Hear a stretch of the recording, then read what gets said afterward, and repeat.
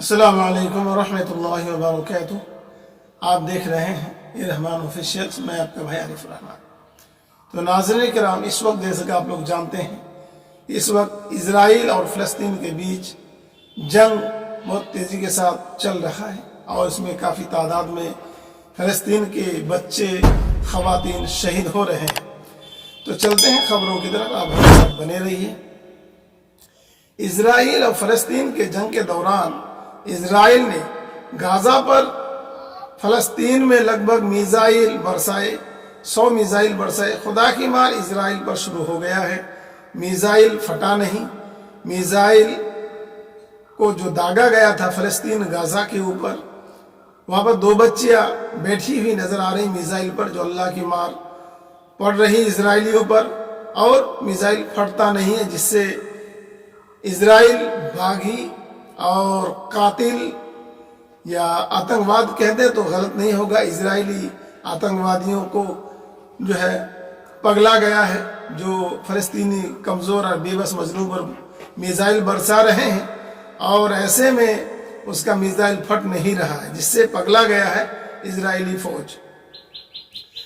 फ़लस्तीनी boss Hamas के वरिष्ठ नेता ने कहा है कि हमें उम्मीद है कि जंग इजराइल और गाज़ा के बीच 1 या 2 दिन में युद्ध विराम हो सकता है। जंग रुकने की संभावना बताई जा रही है।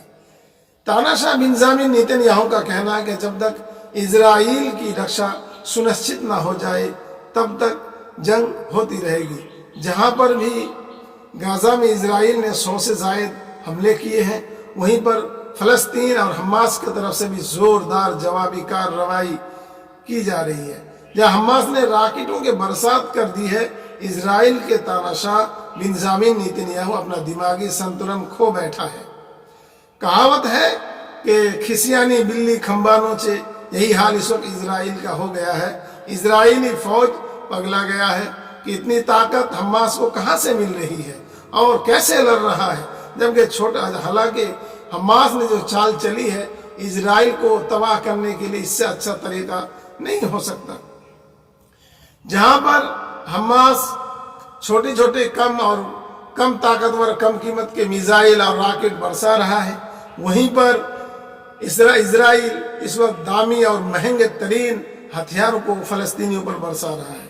तो इससे इजराइल को काफ़ी नुकसान हो रहा है, और इजराइल इस वक्त अपना जो है कमी और अपने जो उसके यहाँ जो नुकसानात है, उसके यहाँ जो लोग मर रहे हैं और जो तबाही हो रही है, उसको छुपा रहे हैं। और इस इजराइल में इस वक्त जो है वहाँ पर हालत बहुत गंभीर कर रखा। हमास ने इन लोगों को नाको चने चबवा दिए हैं। ऐसे में पहली बार हुआ है 70 साल में, जबकि इजराइल कोई देश है ही नहीं।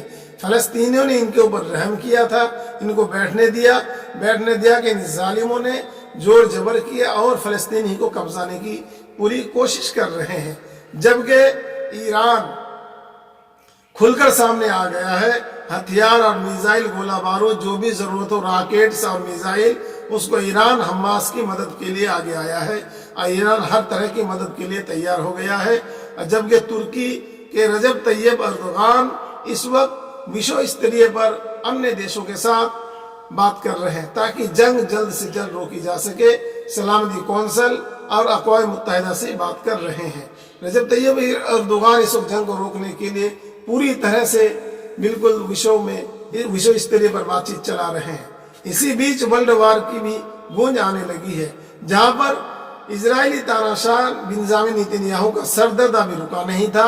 हमास ही को कंट्रोल नहीं कर पाए थे, उसको रोक नहीं पाए थे कि इसी बीच फ़लस्तीन के समर्थन में लबनान की तरफ से इजराइल पर 4 रॉकेट दाग दिए गए हैं। ऐसे में इजराइल और पगला गया है। ऐसे में इजराइल के तानाशाह बेंजामिन नेतन्याहू को मिर्गी जैसे दौड़े पड़ने लगे हैं, और जहां पर इजराइल का सरदर्द रुकने का नाम नहीं ले रहा है। अभी तो हमास के साथ मुकाबला हो रहा था, लबनान भी खुलकर सामने आ गया है और तुर्की साथ है ही, और ऐसे में ईरान तो खुलकर सामने आ ही गया है। तो ऐसा मालूम पड़ता है कि इजराइल का मिटने का वक्त अनकरीब है। ऐसे में जो यहूदी रब्बी हैं, वो लोग भी कह रहे हैं कि उनके धार्मिक किताब में ऐसा कहीं पर भी लिखा नहीं है कि लोगों पर जुल्म किया जाए और अत्याचार किया जाए और उनके उनके जगह, जमीन और मकानों को कब्जा किया जाए, ये सरासर गलत है। ऐसे में पूरे विश्व में जगह जगह फलस्तीन के समर्थन में इस वक्त जो है आंदोलन हो रहा है।